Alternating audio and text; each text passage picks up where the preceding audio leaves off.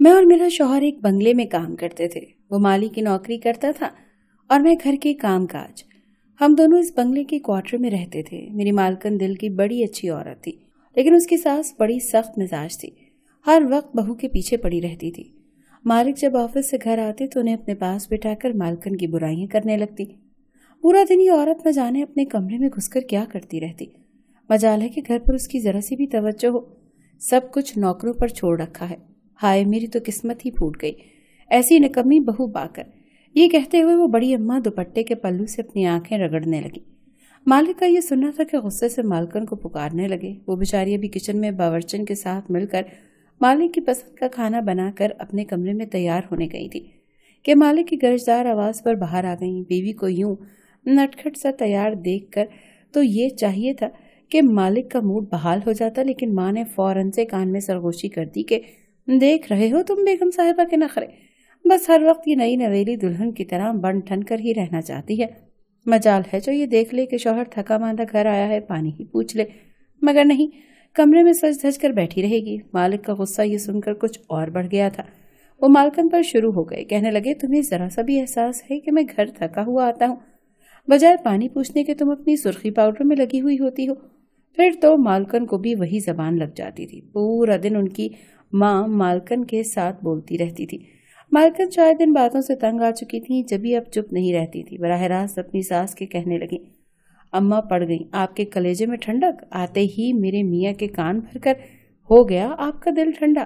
بس پھر کیا تھا، دونوں ساس بہو میں وہ جنگ و جدل شروع ہوئی کہ خدا کی پناہ۔ مالکن اگر شیر تھی تو ان کی ساس سوا شیر۔ مالک دونوں کو روک روک کر جب تنگ آ جاتے تو تھپڑ مالکن کے منہ پر ہی پڑتا تھا، پھر ساس بیچ میں سے یوں غائب ہوتی جیسے گدھے کے سر سے سینگ، اور پھر میاں بیوی میں وہ لڑائی ہوتی کہ 7 گھروں تک آوازیں جاتی۔ ہم میاں بیوی کو یہاں کام کرتے مہینہ ہی گزرا تھا، یہ جنگ ابھی جاری تھی، لیکن میں وہاں سے ہٹ کر کچن میں آ گئی۔ ایک چنگیز میں 4 روٹیاں رکھی، پلیٹ میں سالن ڈالا اور کچن کے پچھلے دروازے سے نکل کر اپنے کوارٹر میں چلی گئی، کیونکہ جو فساد برپا ہو چکا تھا آج تو مشکل ہی تھا کہ کوئی کھانا کھاتا۔ جب میں کوارٹر میں پہنچی تو کریم بخش خاموشی سے بیٹھا ہوا تھا، شاید جھگڑے کی آوازیں سن رہا تھا۔ مجھے دیکھ کر کچھ چونکا، میں نے اس کے سامنے کھانا رکھا تو مجھ سے جھگڑے کی وجہ پوچھنے لگا۔ میں نے کھانا کھانے کے دوران ساری تفصیل اسے سنا دی۔ کہنے لگا بڑی بھی بہت تیز خاتون ہے، نہ جانے کیوں دونوں میاں بیوی کی زندگی کو چیرن بنا رکھا ہے۔ ہم دونوں میاں بیوی کی ہمدردی مالکن کے ساتھ ہی تھی، بیچاری سارا دن تو ملازموں کے پیچھے بھاگتی رہتی تھی۔ رات کو جب میاں سے 4 اچھے بول سننے کا وقت آتا تو ساس شوہر کے کان بھر دیتی۔ ہم دونوں اسی بات کا افسوس کرتے رہتے۔ ہم دونوں کی شادی کو بس چند ماہ ہی گزرے تھے، اسی لیے ہم دونوں میں محبت کے جذبات بھی ابھی عروج پر تھے۔ صبح کریم بخش لان میں رکھے پودوں کو پانی دے رہا تھا جب میں گرم گرم پراٹھے اور چائے لے کر وہیں آ گئی۔ ہم دونوں ہی صبح صبح بنگلے کے باغیچے میں بیٹھ کر ناشتہ کرتے تھے۔ مجھے دیکھ کریم بخش کے چہرے پر مسکراہٹ سی سج جاتی تھی۔ اس نے گلاب کا پھول توڑا اور میرے بالوں پر سجا دیا۔ میں اسی میں یوں خوش ہوتی جیسے مجھے کریم بخش نے کوئی قیمتی تحفہ دے دیا ہو۔ ہم دونوں ہلکی پھلکی چھیڑ چھاڑ میں ناشتہ کر رہے تھے اور ہنس رہے تھے جب مالک بڑے غصے سے لاؤنج سے باہر نکلے اور ڈرائیور پر برسنے لگے کہ انہیں آفس سے دیر ہو رہی ہے، ابھی تک گاڑی باہر کیوں نہیں نکالی۔ وہ بیچارہ بوکھلا کر رہ گیا۔ ہم بھی چپ سے ہو گئے۔ کریم بخش نے جلدی گرم گرم گھونٹ چائے کے بھرے اور دوبارہ سے پانی کا پائپ پکڑ کر پودوں میں پانی ڈالنے لگا۔ مالکن بھی باہر آ گئی، کہنے لگی اجاز پہلے اس ڈرائیور سے کہو کہ مجھے میرے مائکے چھوڑائے، میں تمہارے ساتھ اب نہیں رہ سکتی، میں تمہارے تھپڑ کھانے کے لیے یہاں نہیں آئی۔ مالکن مسلسل روئے جا رہی تھی۔ مالک نے اپنا آفس بیگ ڈرائیور کو پکڑایا اور مالکن سے بولے، نوکروں کے سامنے تماشا مت بناؤ، سمجھی، جا کر اندر بیٹھو، رات کو میں بات ختم کر چکا ہوں، اسی لیے بہتر ہے کہ بات کا بتنگڑ نہ بناؤ۔ مالک نے غصے سے کہا۔ مالکن اور زیادہ رونے لگی، کہنے لگی ہاں میں تمہارا دل چاہے تو مجھے تھپڑ مارو گے اور جب جی چاہا کہو گے کہ جھگڑا ختم کرو، میں کوئی گری پڑی نہیں ہوں، بس ڈرائیور پہلے مجھے میرے مائکے چھوڑ آئے، ورنہ میں دیکھتی ہوں کہ تم آفس کیسے جاتے ہو۔ ہم دونوں ہی مالک اور مالکن کو جھگڑتے ہوئے دیکھ رہے تھے۔ مالک نے کہا کہ اچھا ٹھیک ہے، آئی ایم سوری، بس مجھے آفس سے دیر ہو رہی ہے، ابھی مجھے جانے دو، اور ہاں رات کو تیار رہنا، ہم ڈنر باہر کریں گے، اب ٹھیک ہے۔ مالک نے ذرا سی نرمی دکھائی تو مالکن کا غصہ بھی جاتا رہا۔ تمہاری اماں ہمارے ساتھ نہیں جائیں گی، مالکن نے تن کر کہا۔ مالک نے ایک ٹھنڈی آہ بھری تھی، پھر اس بات میں سر ہلا کر چلے گئے۔ میں بھی برتن اٹھائے کچن میں چلی گئی۔ مالکن اس وقت باورچن سے یہ کہہ رہی تھی کہ رات کے ڈنر میں بس اماں جی کا ہی پرہیزی کھانا بنانا یا پھر ملازمین کے لیے دال چاول، آج میں اور مالک ہوٹل میں ڈنر کرنے جائیں گے۔ मालकन के चेहरे पर फैली खुशी का रंग देख मुझे भी खुशी हुई थी। मैं बर्तन धोने लगी तो मालकन मेरे पास आ गई। कहने लगी, मारवी, ये ताज़ा गुलाब तुम्हारे बालों में किसने सजाया? मैंने शर्माते हुए कहा, करीम बख्श ने। वो कहने लगी, हाउ रोमांटिक, काश के एजाज को भी ऐसा एहसास हो जाए। उसे तो बस मुझे अपनी माँ की आंख से देखने की आदत हो गई है। मैंने कहा, मालिक का भी कोई कसूर नहीं है, आपकी सास ही फसादी औरत है। मेरी इतनी सी हमदर्दी पाकर वो अपना दिल मुझसे हल्का करने लगी। कहने लगी, अदनान बुरे नहीं है, पता है तुम्हें कि हम दोनों की लव मैरिज हुई है। ये सुनकर मुझे हैरत का झटका लगा। मैंने कहा, सच्ची मालकन? वो कहने लगी, हाँ, हम दोनों की लव मैरिज हुई है। मेरी सास को तो अपनी भांजी पसंद थी, लेकिन एजाज ने अपनी अम्मा से झगड़ा करके मुझसे शादी की थी। पहले पहल तो अदनान वही करते थे जो मैं कहती थी, लेकिन फिर न जाने कैसे काया पलट गई कि एजाज वही कहते हैं जो उनकी माँ कहती हैं। ये सुनकर मैंने कहा, कहीं आपकी सास ने जादू टोना तो नहीं कर दिया? मेरी बात सुनकर मालकन सोच में पड़ गई। कहने लगी, हाँ, ये भी हो सकता है, मैंने तो ये सोचा ही नहीं। ये कहकर वो अपने कमरे में चली गई। रात को मालकन काली साड़ी पहने बेहद हसीन लग रही थी। मालिक भी बड़े खुशगवार मूड में आए थे, लेकिन दोनों को खुश देखकर बड़ी बी का तो मुंह ही सूज गया था।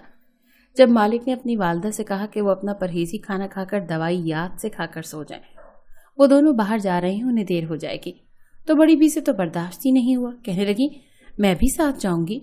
मालिक ने बहुत समझाने की कोशिश की कि आपके लिए परहेजी खाना बनाया है, आप वही खाएं, लेकिन वो कुछ भी सुनने को तैयार न थी, बज़िद थी कि वो साथ जाएंगी। मालिक बेबसी से कहने लगे, अच्छा चलें आप भी। ये कहना था कि मालकन बिफर गई कि ये हमारे साथ नहीं जाएंगे। इतना सुनना था कि मालकन की सास फौरन आंखों में आंसू लाते हुए सदमे से बोली कि देख रहे हो एजाज, तुम्हारी बीवी कैसे मुझे तुमसे अलग कर रही है, मेरे मुंह पर ही कह रही है कि ये नहीं जा सकती। मालकन तो बिफरी हुई थी, फौरन कहने लगी कि मैंने एजाज को पहले ही कहा था कि खाना खाने सिर्फ हम दोनों जाएंगे। क्या हम दोनों की कोई प्राइवेसी नहीं है? हम जहां भी जाएं लाजिम है कि आपको भी साथ लेकर जाएं।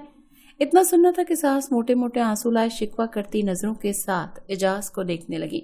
मालिक ने इतना देखना था कि एक जन्नाटेदार थप्पड़ अपनी बीवी के चेहरे पर मार दिया और वो गुस्से से कहने लगी कि तुम्हारी हिम्मत कैसे हुई मेरी माँ से बदतमीजी करने की? कई रोज से मैं तुम्हारा रवैया बर्दाश्त कर रहा हूँ, मगर तुम हो कि अपनी हद ही पार करती जा रही हो। ये माँ है मेरी और मैं कभी भी इनको तुम्हारे कहने पर पीछे नहीं रख सकता। इतना कहकर मालिक अपनी माँ के साथ घर से बाहर चले गए। वो दोनों डिनर करने जा चुके थे, जबकि मालकन गाल पर हाथ रखे यूं ही रो रही थी। वो पीछे से गुस्से से बोलती रही, मगर मालिक ने बगैर जवाब दिए अपनी माँ के साथ घर से बाहर निकल गए। सही कहती थी मालकन, ऐसा करके मालिक की माँ का तो कलेजा ठंडा हो चुका था। वो दोनों जा चुके थे और मालकन अपने कमरे में बैठकर कितनी ही देर रोती रही। मैं उनके पास जाकर उन्हें तसल्ली देना चाहती थी, मगर उन्होंने मुझसे कोई बात ही ना की। मैं तो वहां से चली आई और करीम बख्श को आज की सूरत हाल से भी आगाह कर दिया। करीम बख्श भी आज चुपचाप था, शायद वो भी ये सब कुछ देखकर सदमे में था। रात को जब मालकन की सास और शौहर वापस आए तो उस रात मालिक और मालकन के बीच बहुत ज्यादा झगड़ा हुआ, इतना कि मैं और करीम बख्श बौखलाकर उठ बैठे। वो दोनों बहुत देर तक लड़ते रहे और फिर एकदम से खामोशी छा चुकी थी। अगली सुबह जब हुई तो वो जल्दी उठकर किचन में चली गई ताकि मालकन की कोई खैर खबर ले सकूं। मालकन जब उठकर कमरे से निकली तो उन्हें देखकर मेरे होश उड़ गए। मालकन की आंखें सूजी हुई थी, वो सारी रात रोती रही, मगर इससे पहले मैंने मालकन का ऐसा चेहरा नहीं देखा था। वो काफी अफसुर्दा सी लग रही थी। मालिक भी काफी चुप दिखाई दे रहे थे। सबने खामोशी से नाश्ता किया और मालिक घर से चले गए।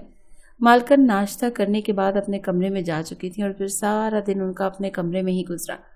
एक बार जब मैं उनसे खाने का पूछने के लिए गई तो वो मुझे कहने लगी मुझे भूख नहीं है। वो उस वक्त भी रो ही रही थी। मैंने उन्हें तसल्ली के 2 बोल बोले तो वो बगैर जवाब दिए सुनती रही। 2 दिन यूं ही गुजर चुके थे और मालिक और मालकन के दरमियान ये खामोशी नहीं टूटी थी। उनके दरमियान खामोशी देख बड़ी मालकन तो बहुत खुश थी, आखिर वो चाहती ही यही थी। एक रोज मैं किचन में काम कर रही थी जब मालकन मेरे पास आई और लंबी तमहीद बांधने के बाद बोली कि तुम मुझे अपने कपड़े दे दो, मैं रात को तुम्हारे कपड़े पहनकर सोना चाहती हूँ। मालकन की बात मुझे बड़ी अजीब लगी। आखिर वो मेरे कपड़े क्यों पहनना चाहती थी? उनके पास तो बड़े ब्रांडेड कपड़े थे। मैं मालकन से सवाल किया तो कहने लगी तुम सच ही कहती थी, मेरी सास ने मुझ पर जादू करवा रखा है और उसने वो सारा असर मेरे कपड़ों पर ही रखा है। मैं जब भी अपने कपड़े पहनती हूँ मेरा और मालिक का झगड़ा हो जाता है, इसीलिए चाहती हूँ कि एक रात को मैं तुम्हारे कपड़े पहना करूँ। मुझे इस बात में कोई बुराई नजर न आई, मगर हिचकिचाहट थी कि मालकन मेरे कपड़े पहनेंगी। मैंने मालकन को अपने नए नए सूट लाकर दे दिए और वो खुश हो गई। उन्होंने मुझे आज दाल चावल की जगह अपने लिए बनाई बिरयानी और कोरमा खाने को दिया। मैं तो खुश हो चुकी थी वो खाना लेकर کریم بخش کے پاس آئی اور اسے اپنے ہاتھوں سے کھلانے لگی، مگر آج تو کریم بخش کا چہرہ اترا ہوا تھا۔ میں نے اس سے پوچھا مگر اس نے میری بات کا کوئی جواب ہی نہ دیا۔ کئی روز یوں ہی گزر چکے تھے مگر مالک اور مالکن کا رویہ ٹھیک ہونے کا نام ہی نہیں لے رہا تھا۔ اس بار تو ان کا جھگڑا کچھ زیادہ ہی بڑھ چکا تھا۔ وہ روزانہ رات کو میرے کپڑے پہن لیتی، اب تو ان کا جھگڑا ہونا بھی بند ہو گیا تھا۔ نہ ہی مالکن کی ساس کچھ کہتی تھی، مگر ایک رات جب میں لیٹ کھانا لینے آئی تو یہ دیکھ کر چونک گئی کہ مالک تو مالکن کے بجائے الگ کمرے میں جا کر سو رہے تھے، یعنی اس بار ان کی لڑائی کچھ زیادہ ہی بڑھ چکی تھی۔ میں تو یہی دعا کرنے لگی کہ خدا کرے کہ دونوں کے بیچ تعلقات پھر سے پہلے جیسے ہو جائیں۔ ہر رات بڑی بی کے سو جانے کے بعد مالکن میرے کپڑے پہن لیا کرتی، مگر مجھ میں ہمت ہی نہ تھی کہ میں ان سے پوچھتی کہ آخر ان کے اور مالک کے تعلقات اتنے خراب کیوں ہو چکے ہیں۔ میں واپس اپنے کوارٹر میں آئی تو کریم بخش اپنے سامنے کھانا رکھے بیٹھا تھا۔ میرا تو سارا دھیان مالک اور مالکن کی جانب تھا۔ اس سارے جھمیلے میں یہ تو میرے ذہن سے نکل ہی چکا تھا کہ میرا شوہر بھی اب مجھ میں کم دلچسپی لینے لگا تھا۔ وہ کافی خاموش رہنے لگا تھا۔ میں جو بات کرتی اس کا جواب دے دیتا ورنہ چپ رہتا۔ اس کی یہ بات مجھے حیران کر رہی تھی اور اندر ہی اندر پریشان بھی۔ میں زیادہ دیر تک اپنے شوہر سے بات نہ کر پاتی کیونکہ مجھے جلد ہی نیند آ جایا کرتی۔ آج بھی کچھ ایسا ہی ہوا ہے۔ کریم بخش سے ڈھیروں باتیں کرنا چاہتی تھی مگر مجھے نیند آ گئی۔ اگلے روز کریم بخش سے پوچھا تو اس نے کوئی جواب نہ دیا۔ مجھے تو اب فکر ستانے لگی تھی، کہیں وہ کسی اور کو تو پسند نہیں کرنے لگا تھا۔ اسی فکر میں نے اس روز کھانا ہی نہ کھایا بلکہ کام میں بھی میرا جی نہ لگا۔ میں اپنے کوارٹر میں ہی بیٹھ کر روتی رہی۔ رات کو کھانا بھی میں نے نہیں کھایا تھا۔ میں کریم بخش سے ناراض تھی کہ آخر وہ کیوں میرے ساتھ یہ رویہ رکھ رہا ہے۔ میں ابھی سوئی ہوئی تھی کہ مجھے دروازہ کھلنے کی آواز آئی۔ میں نے آنکھیں کھولی تو جو منظر دیکھا وہ دیکھ کر میں کانپ اٹھی کیونکہ یہ تو مالکن تھی جو میرے کپڑے پہن کر میرے اور کریم بخش کے کمرے میں آ رہی تھی۔ میں نے اٹھنا چاہا مگر ایک لمحے کے لیے رک گئی۔ مالکن آئی اور آ کر کریم بخش کے پاس بیٹھ گئی۔ میرا تو دل سینہ چیر کے باہر آنے لگا تھا۔ وہ دونوں یوں قریب بیٹھے تھے جیسے کہ میاں بیوی ہوں۔ میرا دل لرز رہا تھا۔ اسی پر مالکن بولی کہ تم نے ماروی کو کھانا کھلا کر سلا دیا۔ کریم بخش کہنے لگا جی مالکن، وہ سو چکی ہے۔ اتنا سننا تھا کہ مجھ سے مزید برداشت نہ ہوا۔ میں اٹھ کر بیٹھی تو مجھے اٹھا دیکھ دونوں چونک گئے تھے۔ ان کے چہرے کا رنگ اڑ گیا۔ میں کریم بخش کو گریبان سے پکڑ کر رونے لگی اور مالکن کو بھی دھکا دے کر کریم بخش سے بولی کہ اس لیے تم میری آنکھوں میں دھول جھونک رہے تھے تاکہ مالکن کے ساتھ تعلقات بنا سکو۔ کریم بخش گھبرا گیا مگر میں تو پھٹی پڑی تھی، چیخ رہی تھی، چلا رہی تھی کیونکہ کریم بخش سے میں بہت محبت کرتی تھی۔ کریم بخش بھی رونے لگا اور پھر مجھے اپنے حصار میں لے کر جو بتایا وہ سن کر میں کانپ گئی۔ کہنے لگا اس رات مالک نے مالکن کو غصے میں طلاق دے دی تھی۔ مالکن ساری رات روتی رہی۔ صبح مالک کو پچھتاوا ہوا تو مالکن کے پاس آئے مگر مالکن بضد تھی کہ ہمارا تعلق ختم ہو گیا۔ اس کے بعد مالک میرے پاس آئے اور مجھے بھاری رقم دے کر بولے کہ مالکن کے ساتھ حلالہ کرو۔